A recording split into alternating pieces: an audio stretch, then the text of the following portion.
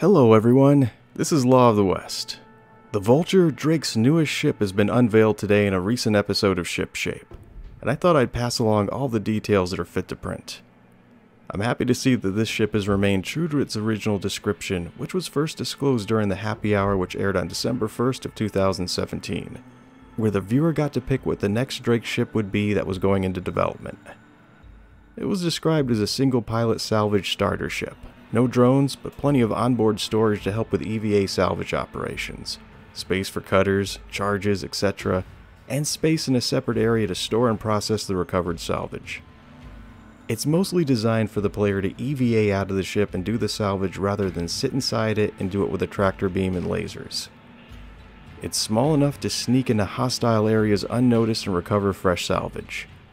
The Vulture is still a single-person ship designed for a solo player that wants to get into the salvage career, and that's going to be its sole purpose. Its overall look was influenced by the Dragonfly, but the forward arms of the Vulture have a distinctly different purpose, which is going to be how it drags in and processes salvage. The cockpit was designed for maximum visibility, which harbors a minimal amount of obstructions to get in your way so that nothing obscures your vision while you're attempting to process material.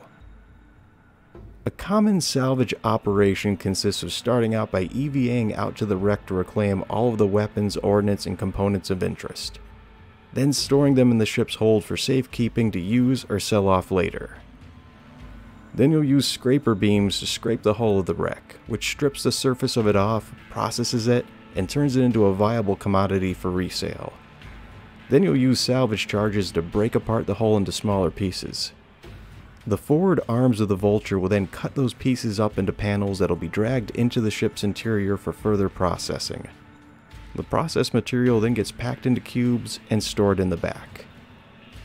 The salvaging can be quite a time-consuming process if you attempt to cut apart something large like a Starfarer if you're using a Vulture, which is a job that's far more suited for something like a Reclaimer. Salvaging something like a Gladius wouldn't be worth a Reclaimer's time, but would be perfect for something like the Vulture to undertake. So both ships are still going to have a place in the verse, and not every salvage job is going to be suited for just one size of ship. The Vulture sells for $140 US, while the Warbond Edition retails for $120. The Vulture will be made available to everybody on June 15th, with a lot more details to come about this ship in the near future. Stay tuned for more information. Thanks for dropping by, and take care everyone.